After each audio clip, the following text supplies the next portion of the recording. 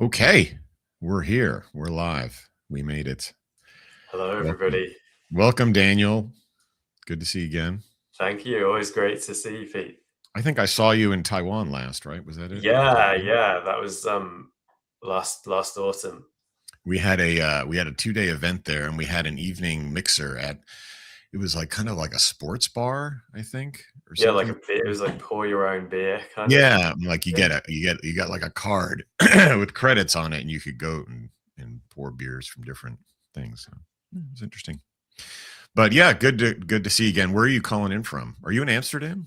No, I'm in South Carolina in the Hmm, US, Charleston, South Carolina. cool. Um, it's really strange weather today. It was absolutely freezing last night, and now it's really sunny. Um, Hmm. and then at the weekend, it was like tropical weather. So Wow. it's a Yeah, we're crazy kind of time of well, year. I'm in here in Seattle. We're just kind of transitioning out of into spring, I guess, but Yeah. it's raining and But cloudy, you've so got no the surprise. coffee there because it's still early in I the got morning and like my cloudy. special Edge AI coffee Very brought to nice. you by Edge AI. Gotta have it.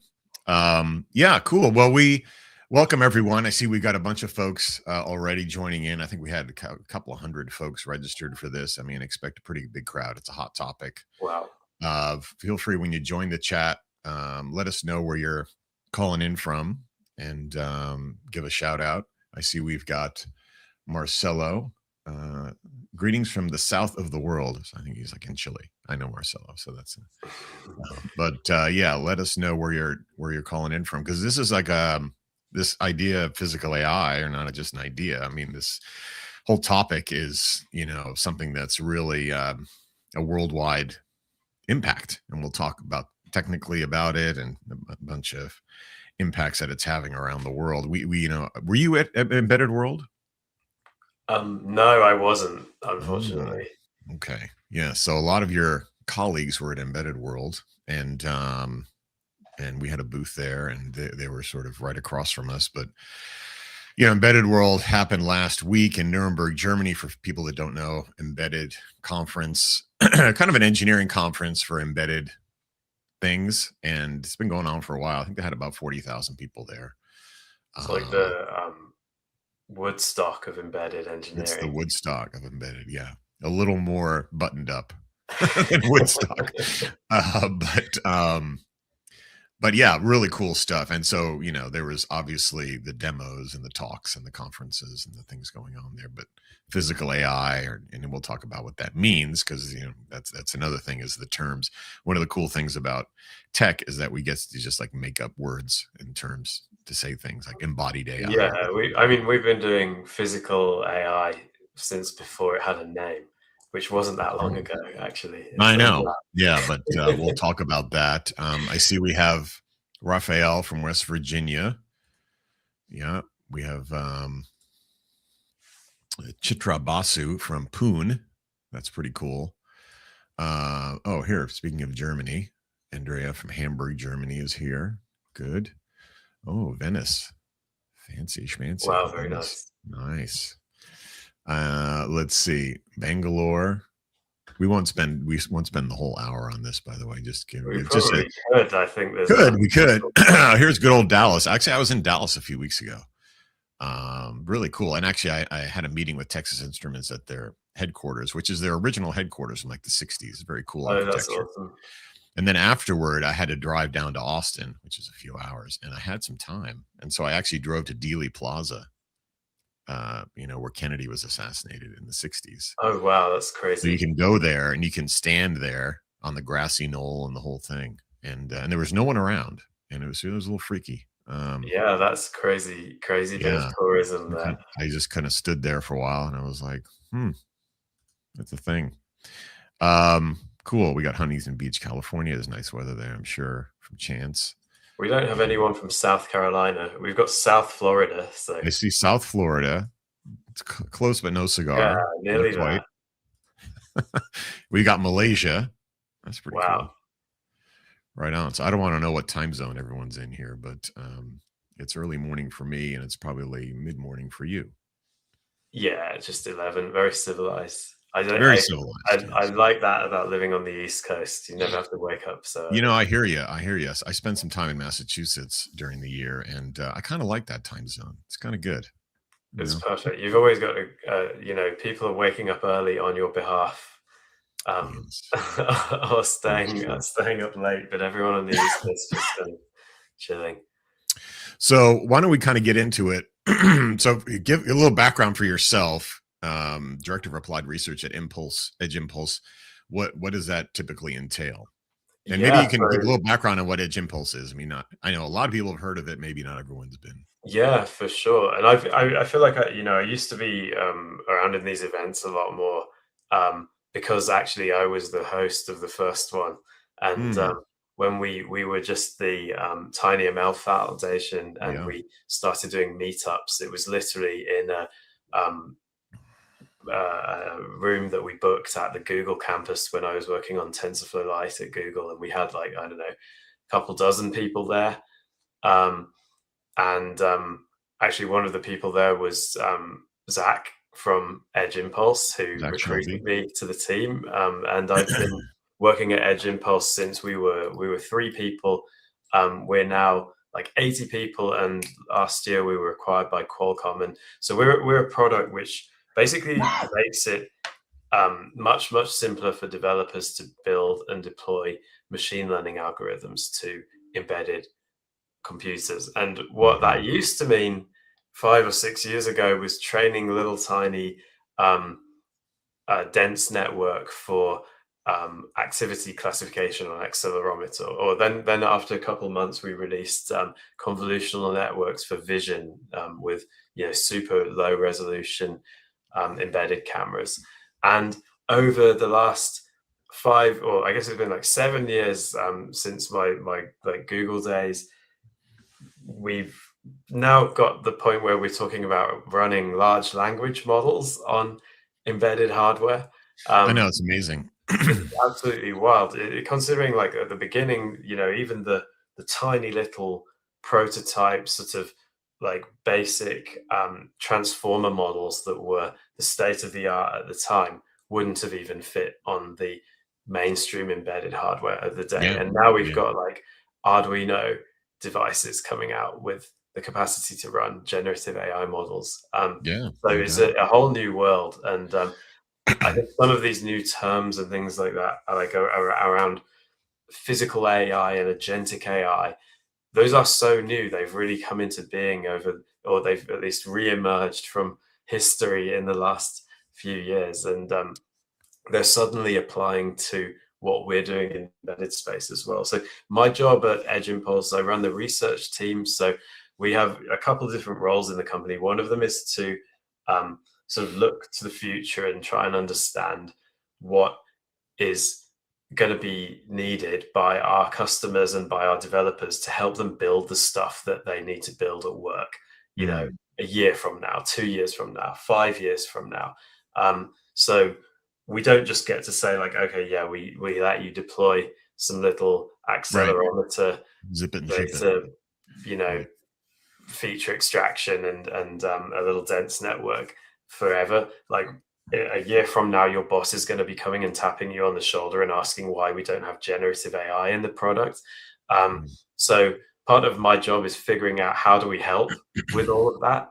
Mhm. And then the other part is our team is sort of the domain expert resource for machine learning and AI within our company. So we help inform the product roadmap and the development that we do, and our design, and how we encode machine learning best practices in the way that our software works. So it's pretty fun, kind of dream job type of thing. We get to do Mm. really cool hands-on engineering and research day to day, but then we're also always looking forward and trying to think about what's coming and what do we need to build to help people actually Cool. solve problems in the real world. We build Cool. tools.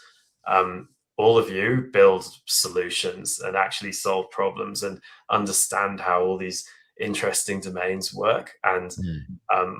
my dream is to help make tools that let you apply these emerging technologies to that stuff a lot faster than you'd be Yeah. able to if you were just doing it all from scratch. Yeah, no, that's awesome. Let's get into it. By the way, first a couple of little PSA. I forgot to say there's next week is Edge AI San Diego 2026. I know we'll have some Edge impulsors there. I don't know how you say that, impulsians.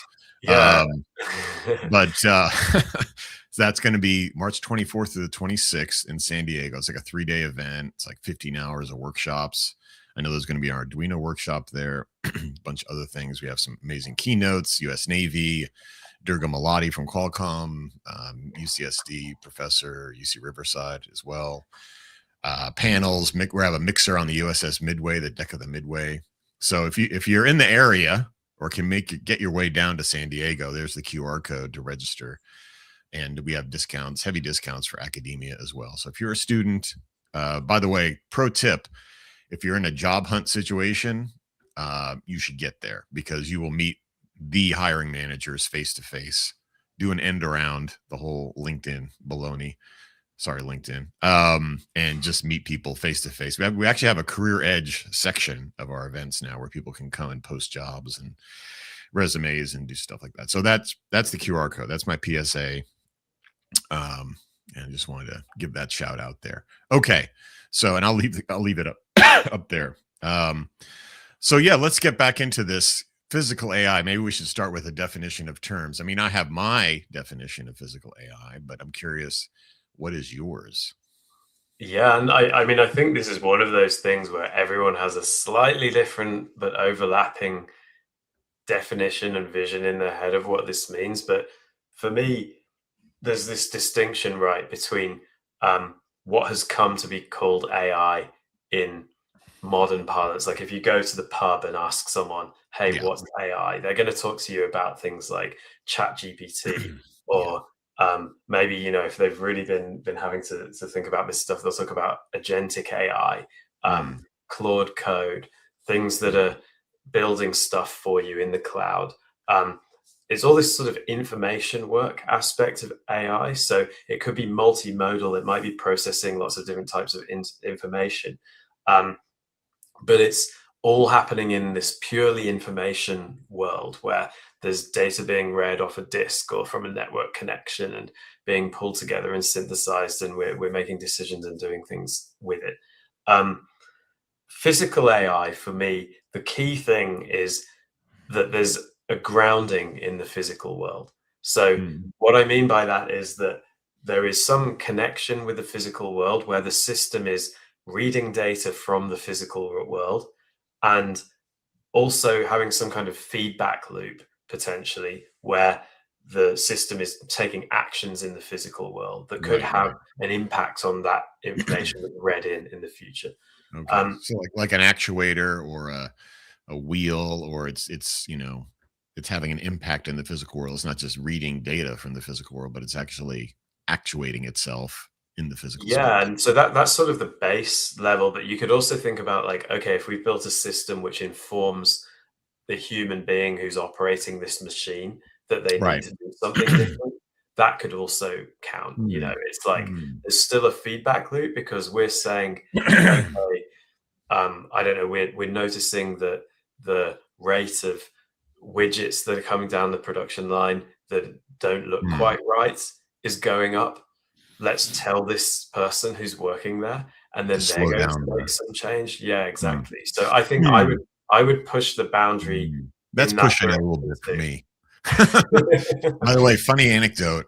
Well, maybe it's not that funny, but so Passover is coming up, and we celebrate Passover, and we buy matzah. And my dad was actually born in Bayonne, New Jersey, and he actually worked at the Manischewitz matzah factory for a short period of time back in like the 30s, 40s, or early 40s when he was like a teenager.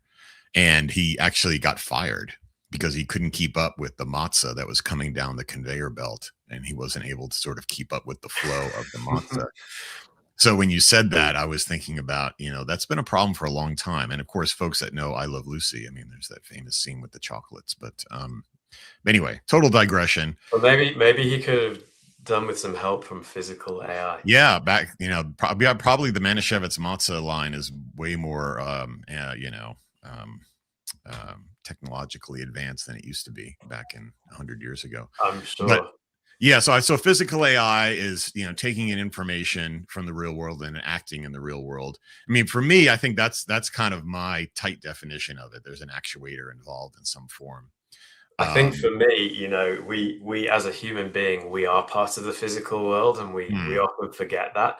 But if I'm seeing the blinking light that's telling me to do something, and then I do it, and I did it because the AI okay. told me to, boom, Mm, I'm part of the system as well. So that's kind of interesting. how I think I about it. see.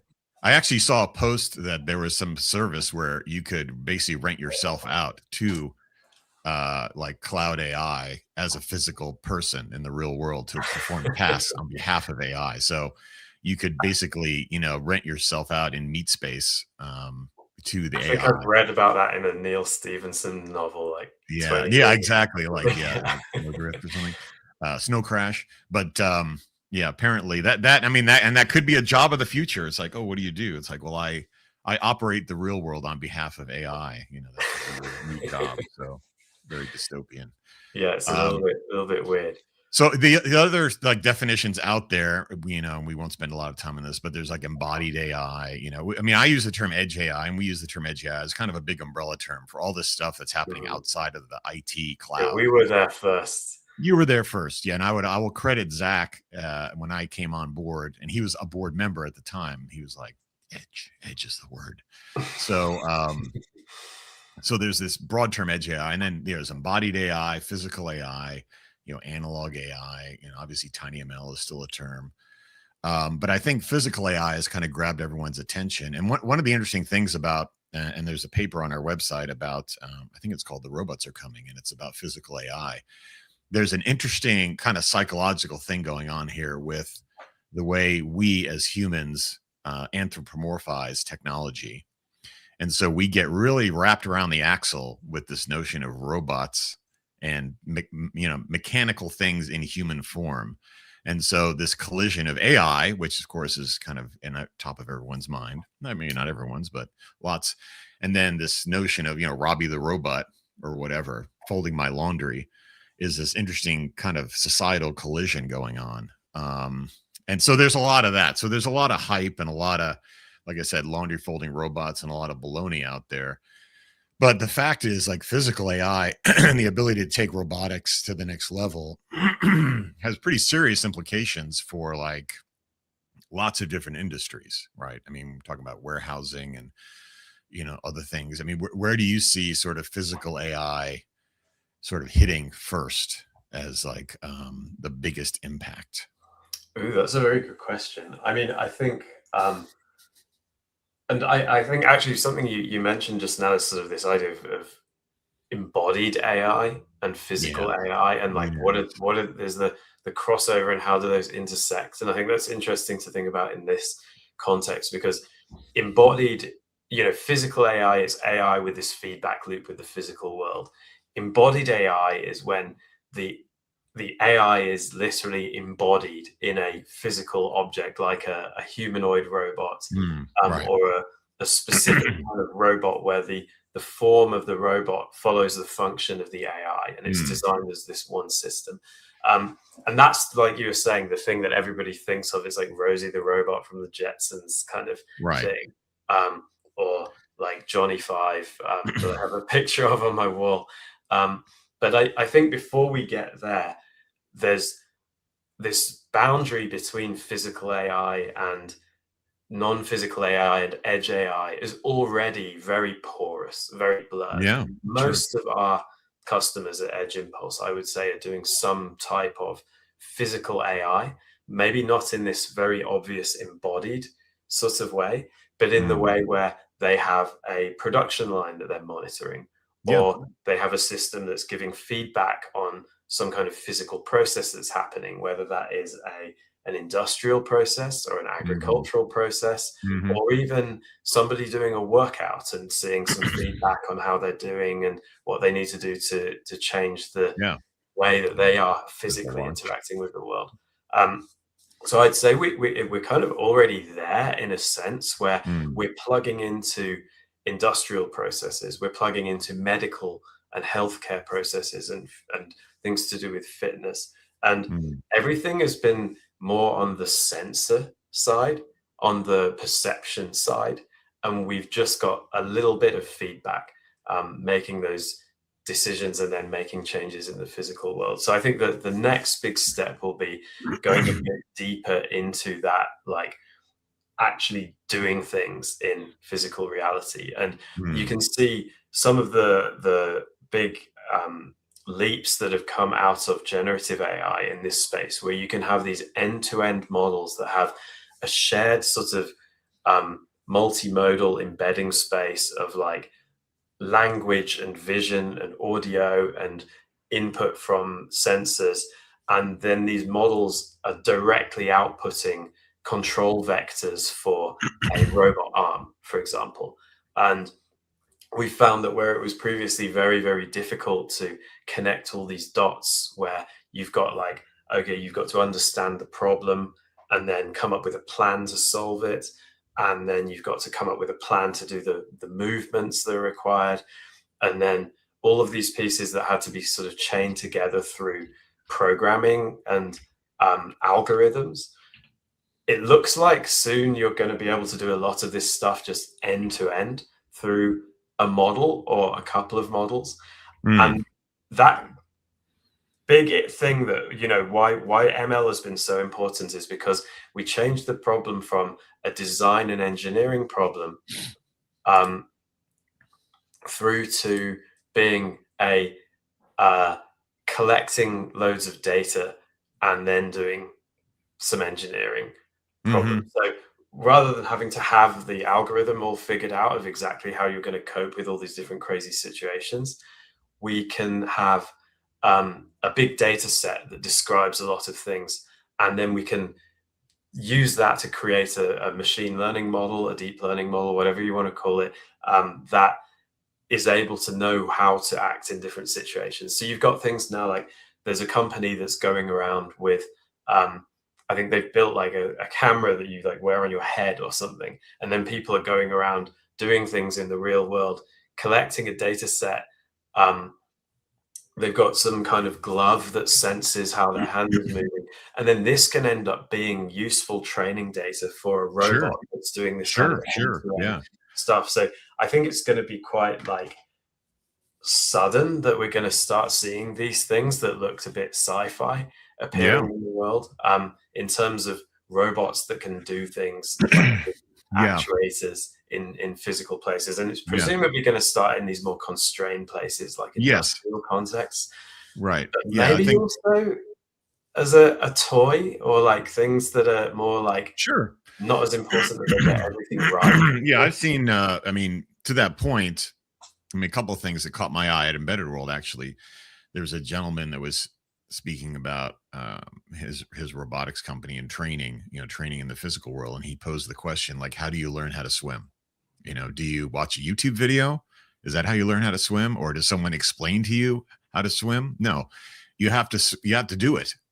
And so a lot of this training of models is going to have to happen for physical AI in the physical space, and that's going to be an interesting challenge. And I know, and GTC is happening this week, by the way. So if you're at GTC, thank you for watching. But there's lots of cool stuff there. And, Jensen talks about Omniverse and how you can do basically physical training in a virtual environment. And we are seeing actually the rise of, data sets based on generative AI, sort of fill in the blanks and things like that. So this whole idea of how do you train, physical systems on the physical world without sort of, basically walking around with a glove and like doing all this stuff.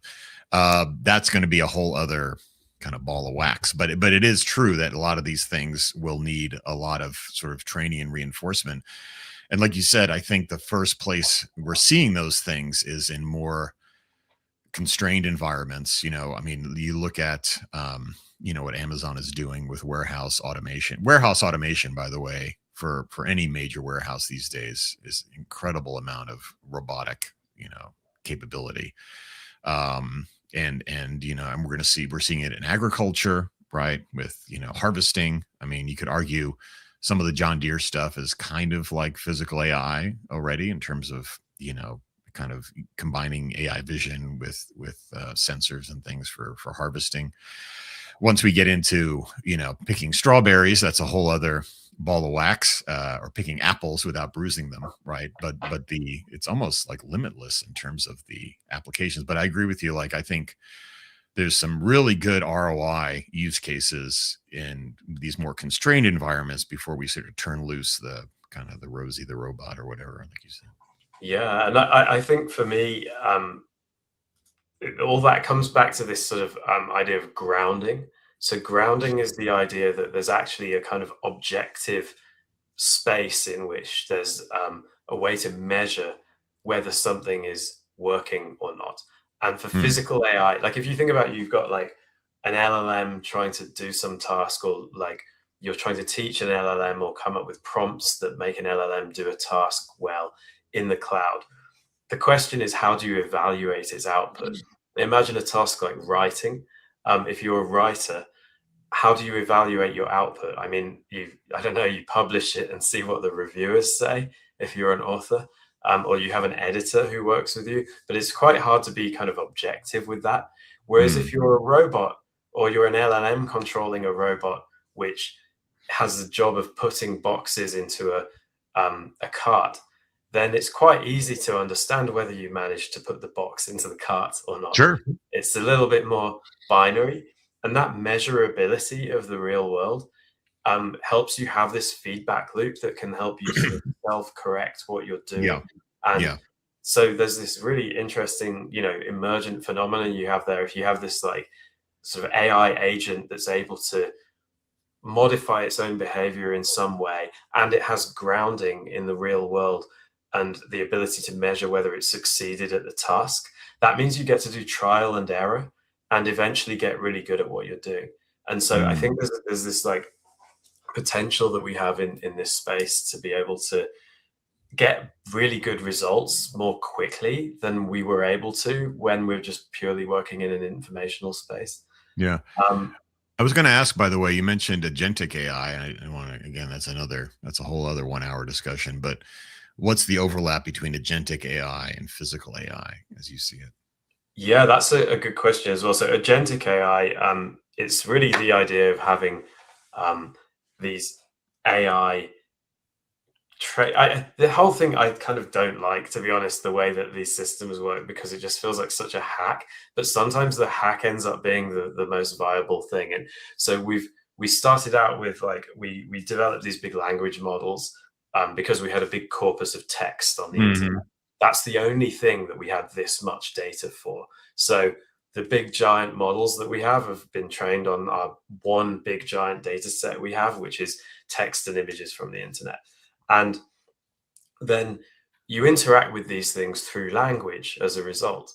And so that's why we ended up with these kind of chatbots that you chat with, and they just like you talk to it, it tries to predict what it should Yeah. say next. Everyone knows kind of how this works at this point.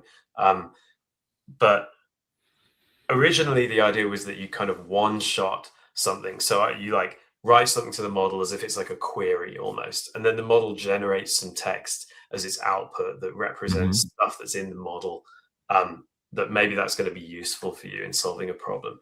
But people quickly realized that just doing that kind of one shot thing, you don't always get as good results as if you sort of ask the model to clarify and like point out some problems and ask some Hmm. questions, and then Yeah. maybe Keep it like refining it. gives you a little bit better information the next time. And so then people started thinking, okay, what if you could have the model like talk to itself a bit, like inside your own head when you're thinking about something? Mm. Maybe that would help build up the right context to answer the problem correctly. And so that got going and people started Mixture of experimenting with that. experts. And it Yeah. turns out you can actually beat the benchmarks that you were doing with one shot, like get better results than you can get with the one shot inference by Mm. having this sort of chain of thought where the model Hmm. is thinking about stuff. And then the next logical step from that is like, okay, what about instead of having the one model talking to itself, what if you could have multiple models talking to each other? And maybe they could specialize and be fine tuned or prompted to be good at different tasks. So Mm. maybe you've got one that's really good at making a plan for doing some engineering task. Maybe you have another one that's really good at certain types of fiddly programming problem. Maybe you have another one that's really good at writing reports. And they get really good at this by either being fine-tuned or prompted with Hmm. the right context. But then if you connect them all together and they can talk to each other and do stuff, they can solve problems autonomously much, much better than a single model would be able to do. So it is a Right. little bit of a hack. But this is sort of what agentic AI is. And we're seeing it works really well in programming. Programming is grounded because you can write code, you can run the test and see if the code was correct or not. Um, what else is grounded? Physical reality. So it kind of makes sense that maybe this approach could be quite successful there too, because you get these agents working together, trial and error, to figure out if Hmm. they can solve a problem, and then do things in the real world that can then be measured to see if it helps. Right. So that's sort of how they cross over, and that's why it's such an exciting Yeah, and I subtopic. would say like we're talking think about how these kind of models can be working together and systems can be working together in a physical space, and with sensors and vision and motion and all kinds of things going on. So so there's a question just came up. Um Sorry, Google Home with Gemini AI would be physical AI. That's like a Yeah. philosophical question. For me, that's no. That would be a no for me. But depending on how porous your boundary is, it might be a yes from somebody. But for me, that's kind of a not a Yeah, big deal. I think the difference for me is that the Google Home device, where it does live in the physical world and it Sure. makes sounds which are physical, and it can sense audio, which is also Mhm. physical. But then it's like Um, but it Alexa speaker is not physical AI though. exactly, but it is in objective terms. If I was an alien, Mm, or an AI super brain from the year 10,000, and I looked at this, I would consider it physical AI. But in terms of mhm. the language that we use as people, Sure, um, sure. when we're talking about AI that's only interacting with a human, Right. that's the only thing in the physical world that it's interacting with. We don't Yeah. really count that as part of the I terminology. would say so. Um, A counter to Google Home, a more common example of physical AI in the home would be like a Roomba or a robot vacuum mhm, cleaner that's using AI for navigation and other things. And I saw Rock has one with an arm that picks up the sock and all that stuff. So mhm. to me, that's a much more common example of where physical AI can be. Now, by the way, those things are not running typically. They might be running some AI models, but still not very sophisticated, right? Still a lot of if then else stuff. But that to me feels like more of a thing. By the way, there was just as a FYI, yes, you do need to have a guitar to be an expert in the field. So just to You have let to you have a know, that's Stratocaster step specifically. one, I've get a got guitar. one down here Step as two, well. study AI. There you go. You got your Stratocaster too. So anyway, okay. So one of the questions I had, oh, here's one. I think Rosina's like throwing questions at us here. So, um, in the future, do you think everything will be on the edge unless it absolutely must get data from the cloud? Yeah, I mean, so for me, I always say there's a gravitational pull toward the edge, and it's kind of systemically, the closer you can get your compute to where the data is created is always a good thing from a cost, power, privacy perspective. So in general, there is a pull there, and you don't want to incur cost and risk on connectivity and cloud OpEx unless you have to. That being said, the cloud can be amazingly valuable in a lot of different scenarios. That's just my take. I don't know, Daniel, if you have another. Yeah, I mean, I completely agree with that, and I've used the same exact term, the gravitational pull. I think it's sort of the laws of like friction, with the business model and the simplicity of implementation just create this gradient where at the bottom is edge AI, and I would say, yeah, like we with that in mind, that doesn't necessarily mean that we'll always have full compute on one device. Mm, And I think that like heterogeneity yeah, of where we run things, even within a single device today, there's going to be sure. different cores you're running things on. Sure, You've sure. got some Well, stuff look on at the the Arduino NPU. Q, the Uno Q. It's got an STM32, it's got a Dragon Wing. And that's, Exactly. and then I think actually going back to agentic AI, and this is what's really exciting, is you're seeing a lot of really interesting work in like workload orchestration and how do we use agentic AI to sort of coordinate these workloads working together, from cloud to edge to solve a problem, whether it's like a parking garage, license plate reader, or whatever. That is kind of the future. I mean, that's the frontier, I would say, in terms of getting these things to work together. I was Yeah. going to ask you about, or like, for those that are in the robot space or robotic space, like Ross. Ross has been around. Robot operating system's been around forever. Well, not forever, but long time, and it's pretty well established as like a platform. Have you been involved with, what's the integration between, how is AI being integrated into Ross, or how do you see that happening? Yeah, I mean, I'm not a robotics guy, honestly, but I know a lot of them. And one of our engineers at Edge Impulse, Mo, he's been doing some really cool work recently, integrating ROS and Edge Impulse and some other agentic AI stuff.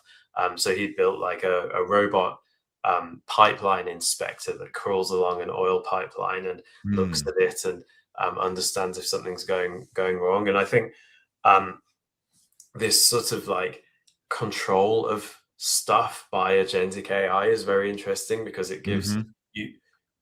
We talked a bunch earlier about these like super crazy models that are taking in sensor data and language and outputting direct control vectors for like how you move an arm. So you get rid of that whole like movement planning aspect of things. Right. That's like, that's coming. But before we get there, doing things like controlling um, uh, a simple robot by saying that has some defined APIs already by saying move forward 10 feet or like Mhm. go to this coordinate on the map. Like with drones are a great example of this. Like have just tell the drone like go to this place and it can handle all of that using its Yeah, right. You get existing, a lot you more know, as you integrate that.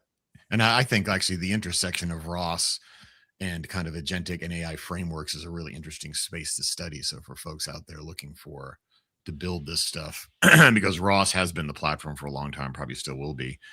And then it's an open source, effort. And I think that intersection, like your colleague is working on, is really a fascinating space to study. We did get a question 100%. coming in from Ali. Given that GTC is this week, what about non-NVIDIA low cost, simple as edge? There's nothing wrong with NVIDIA as a nothing wrong with NVIDIA. So, but yes, and one of the things I saw at Embedded World last week is a ton of new, pretty high performance semiconductor, uh, platforms. I'll call them platforms at this point. It's not just chips, but platforms that are really able to do a lot of pretty spectacular inferencing at much lower power. I mean, orders of magnitude lower power than, if you're designing something for a data center or for like even like a PC, you're in the tens of watts range, right? And maybe even more. And you've got thermal issues and blah, blah, blah.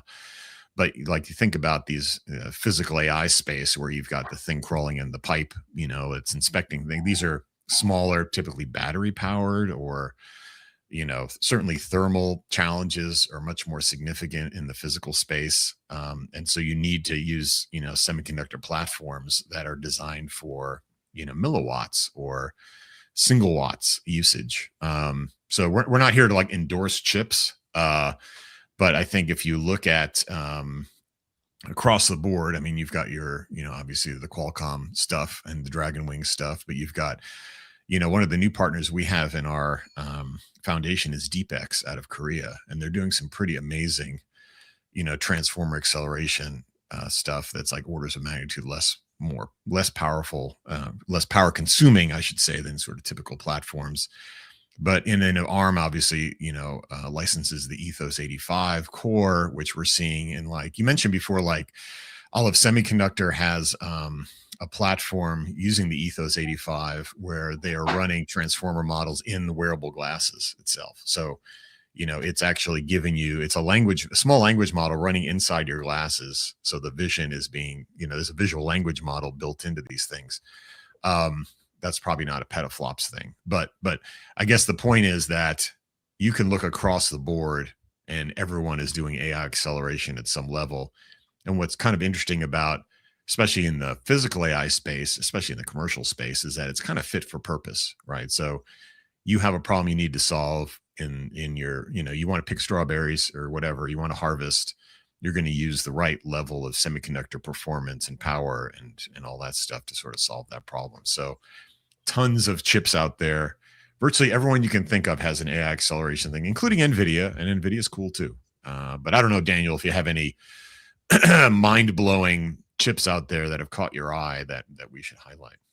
Yeah, I mean, I can talk about Qualcomm stuff, but actually, I think more useful than that is our perspective on Edge Impulse on these like edge AI inference servers is Mm, we're super bullish. Like if we think about like the customers that we're talking to every day, such a huge proportion of them now are looking at having an inference server set up with some of this very high performance edge inference hardware. So it's on-prem or it's on-site, on hmm. location, but it's Yeah, not necessarily in the device, which right. is It's kind of on at prem, the near edge. prem. I call it near prem. It's Exactly, sort of yeah. like, It's like this kind of gateway type thing, and just providing hosted Gen AI models or just big sophisticated AI models as a service to other parts of um, yeah, factory the floor. infrastructure. Very good example. We work with, we have Dell in our community, Intel, folks that are building some pretty heavy Advantech, pretty heavy duty, I would say 17-inch rack mounted equipment, bloop, and or things like that, where it can provide. And this is actually related to George's question: is like, how do you have a kind of a cascade of AI models working together, where you have a very lightweight sensor, maybe recognizing that there's a license plate, and that sort of kicks the image up to something a little more higher performance, still in the parking garage, Mhm. that's maybe doing the actual kind of LPR, and then maybe that's kicking it up to the cloud to do a lookup on the LPR to say, oh, that's your favorite customer or something. Yeah, a lot of the time, if we think about what's the motivation here, because it's like, okay, you're calling an API, why not just call the cloud API and then not worry Mm, about the hardware? A huge motivation for most of the customers we talk to is privacy. So they don't want the private data from inside their premises to be exposed to these big cloud vendors. Um, it's not it's not even something they can negotiate on. It's they must use this sure. technology, but they cannot use it in the cloud. So that's Right. what's driving so much investment here. It's such a huge market because really it's not an option for people to be Mm. shunting all of this data up. Um, the question that just came up from George, I think, is an incredible one, and I think that gives a good Oops. segue into like what I think is really important for us to build to enable this Mm. future. So just to paint the picture of like um, the scenario that George describes, we call that a cascade, and we've got some good examples of that in some of the demos that we've shown at Embedded World, for example, or in uh, various other Edge Impulse shows. But so you'd have one model, maybe you've got like a small lightweight model that's looking for license plates, extracting the bounding box, and then it sends the pixels from the bounding box to another model, potentially like a bigger, more complicated, and more costly to run model to take out the pertinent information from that. Mm. Um, so that's a very basic example of a cascade, and that cascade could be happening locally. It could be happening on two different chips on the same device. It Mhm. could be going to the cloud. It could be going through any kind of architecture, where you've got one of these sort of near edge servers. So that's a really important thing, and those cascades can get arbitrarily long and branching and complicated or whatever. But when we come to, so that's a really important established technique. When we come to agentic AI and physical AI, it opens up a whole new weird set of architectures like this. Mm. And this is where it's sort of like this like um, explosion of like weird deep sea creatures with different sets of With a arms and little legs. lantern And hanging down. Yeah. exactly. This is where it gets really crazy, and you can kind of design your own architecture for a particular task. Because think about you have a system with a bunch of sensors, like that's, where we are today, or where we've been with IoT for a while. You've got a device with sensors that are ingesting data.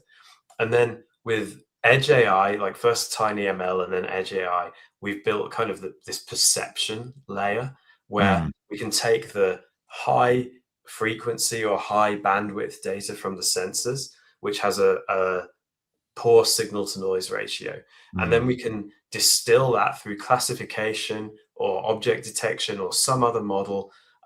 We can turn that into just a piece of information. Like, this is like, is there a person detected or not? right. Or where is the person? Or have we just had a crash in the vehicle? Or Mm, whatever it is mm, you've built something for. We then have a little bit of information that can be used in an algorithm. And traditionally, we would write that algorithm by hand. Maybe we've got some state machine or something that we're mhm, using to understand, okay, this has happened. That's what the system should do this is what the system should do to respond. What we can do now is, instead of having to hand write that code um, to decide what to do, we can put a language model in the middle mhm. as a little brain. And this is our AI agent. And so Right. instead of being a chatbot in the cloud, it's living on this device. It doesn't ever talk with anyone. No one has a conversation with it. But when the I don't know, the image classifier model comes back and says a person was detected, Right. that goes as some input to this agent.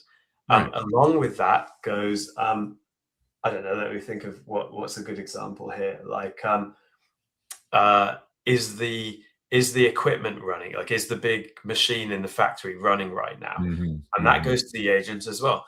And then the agent looks at those two things and it says, oh, a person is present and the machine is running.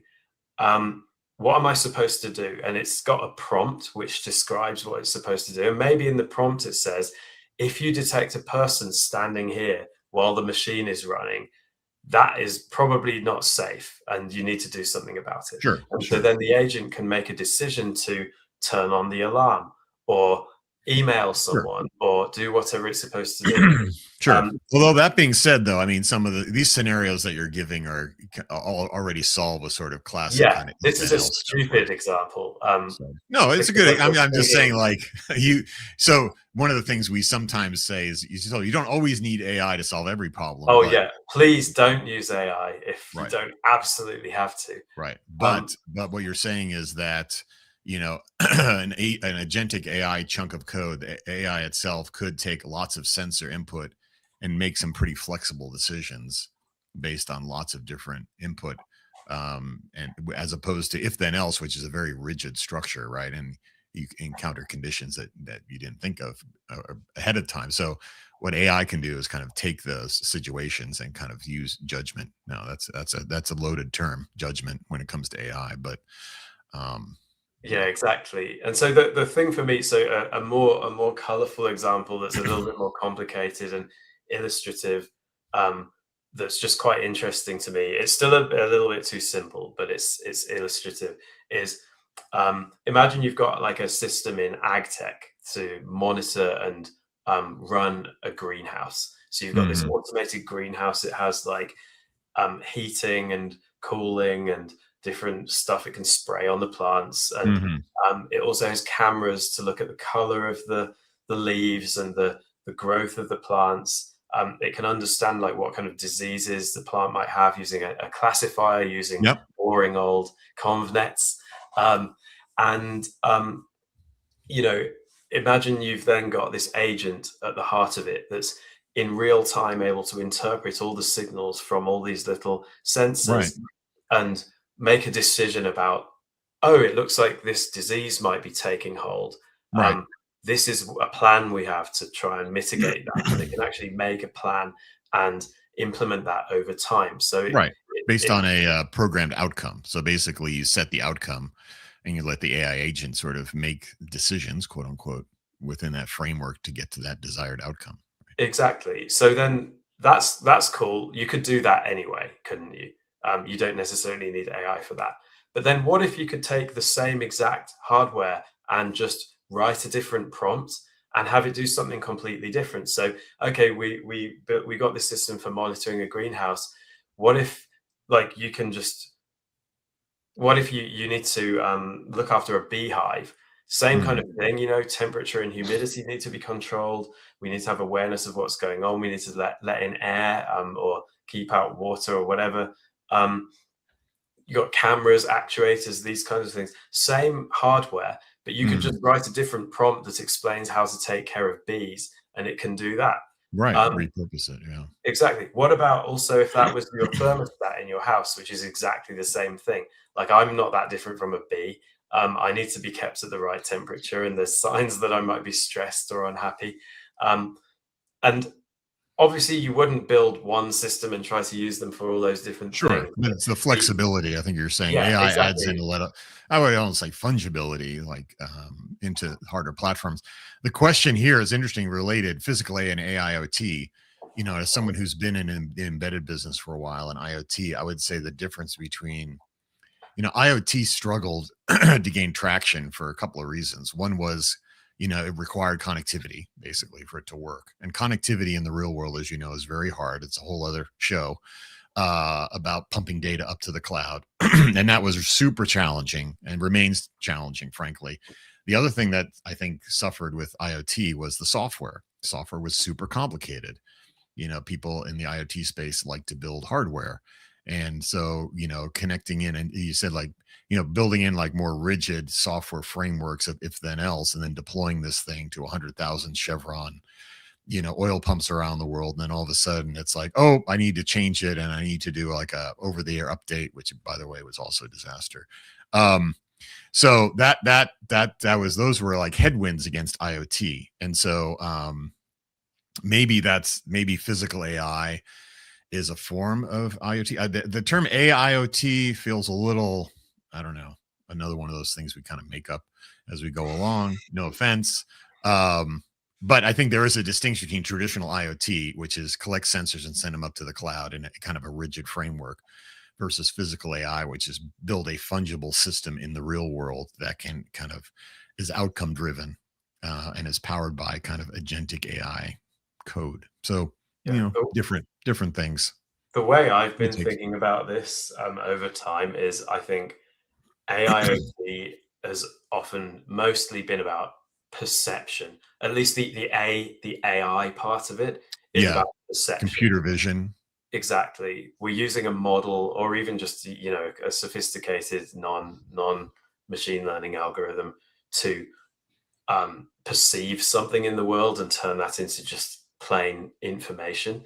And then a normal algorithm does something with that, or we just send it up to the Right, cloud for right. humans to deal with.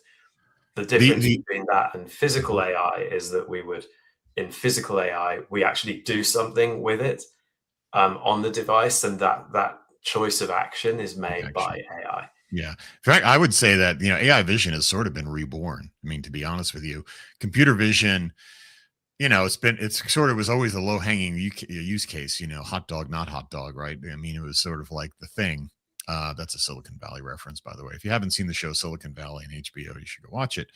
But that computer vision was always there, and you saw the bounding boxes, and it's like, oh, that's a person. But now it's like you can add visual language models, you can add, context around what the camera is capturing. And like you said, that adds a lot of richness, and then you combine that with sort of an outcome based agentic AI framework, and now it becomes a super valuable thing. It's not just some camera that's counting cars in a parking lot, right? It's actually doing something. And And this actually is kind of good. the outcome part is the bit I'd like to touch on before we wrap Hmm. up this Yeah, yeah, session, yeah.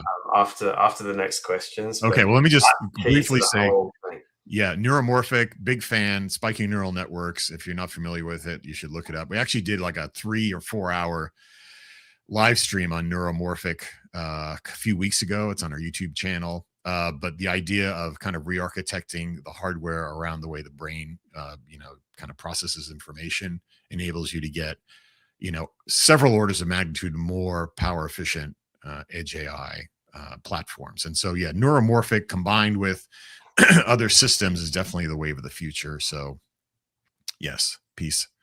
Okay, let's get back to what you wanted to talk about. Yeah, so I think, we kind of set the scene of like you've got these systems where you have inputs coming in, there's Mm, a model or a collection of models that have powering agents which can make decisions and decide what to do about this stuff, and you can rewrite those on the fly.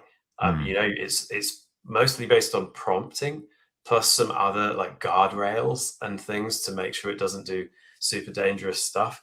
Um, but that's the important thing, is like, how do we actually know that this system is working the way that it should? mm, It's not good enough to write something as an engineer and just put it out in the world without understanding how it's going to perform. But with a mm, system that's supposed to be working in the physical world and needs to be grounded in physical reality in order to function, how do we test that in our computers? How do we test it before deploying? yeah. And then if there's this assumption that it's got undefined behavior at runtime because Mm, it's based on this non-deterministic sort of technology with massive numbers of different inputs that could come in. mm, How do you make sure that it has these safety guardrails so that my right. thermostat's not going to turn up the temperature so high that I'm You're like baked. baked alive? Yeah. um, it's a lot of things that we have to figure out before Right. we can let these models Yes. interact with the By physical the way, world. yeah, and to that point, I'll name drop another company called Wind River, and they're investing, and a lot of companies in the industry are investing into what's the safety certification process for physical AI. So, how do you certify? You got the kind of the UL, and you kind of what's the certification process that this piece of equipment's gone through some sort of rigorous safety check testing, so that it's not, you know, throwing its arms around and shooting laser beams at people and stuff like that. But yes, So for me, there's two core pieces here. One of them is having guardrails around outputs. So mm, this is like actual software that a human being wrote that says you cannot turn the temperature above this level, or you aren't allowed to turn this thing on and off at higher than this rate. mm, Those types of things that you need to be like a domain expert to understand why it would be bad.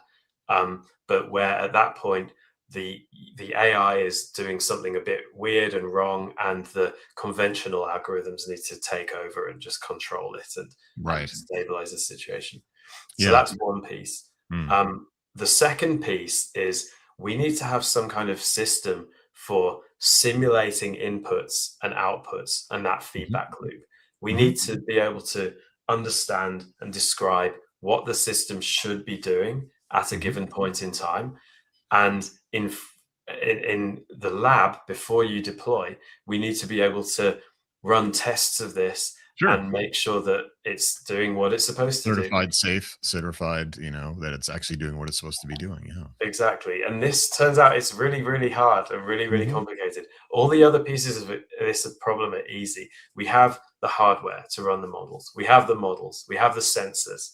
Um, we can write the little adapters that stop it from turning the heat up too high. That's all simple. But the thing that's very, very difficult that we haven't really done before is create these systems to describe and quantify and test and give confidence in the behavior of one of these agentic systems when yes, it's interacting I with the know. physical world. Well, just as a one of parting thought too is when we think about large language models that were trained on the open internet, that means it was trained on like 4chan conversations and like soap operas from the 90s and stuff. So, the behaviors of these language models are, a little suspect. But when we get into physical AI, there's an opportunity to take smaller language models and other things to train them on much more focused data that Hmm. has real good data set provenance. And that plays into kind of a safety certification. So when you think about safety certification, it's understanding the provenance of all the data that was used as well as the outcomes. And that's actually a topic we'll talk about in San Diego next week. Um, Also, before we leave, I also want to let people know we have a new wiki, wiki.edgeifoundation.org. That's the output of all of our working groups and meeting minutes and white papers. So if you want to dig into some cool stuff, we have a neuromorphic group there. We have a generative agentic Edge AI working group there. So you can look at that. Um, yeah, wow, this is a huge topic. I mean, I feel like we just kind of scratched the surface. But yeah, for folks that can come to San Diego next week, we'll have lots of talks on this, and we will revisit this here on the live stream over and over again. And yeah, thanks a lot, Daniel, for joining us this morning. And hopefully we can see each other in person at some point. Yeah, thank you, Pete, and hope everybody enjoyed the discussion. I think, like you said, we're just scratching the top of the iceberg, and all Mhm. of this crazy technical stuff to talk about still. But if anyone's ever interested in talking about this stuff, always feel free to reach out. I'm Daniel at edgeimpulse.com. We're trying to figure out how to build some of these tools to enable some of this stuff. So always great Awesome. to hear input from people who might want to use it. Cool. All right. Well, Daniel, thanks a lot. And we'll talk soon. Cheers. Bye.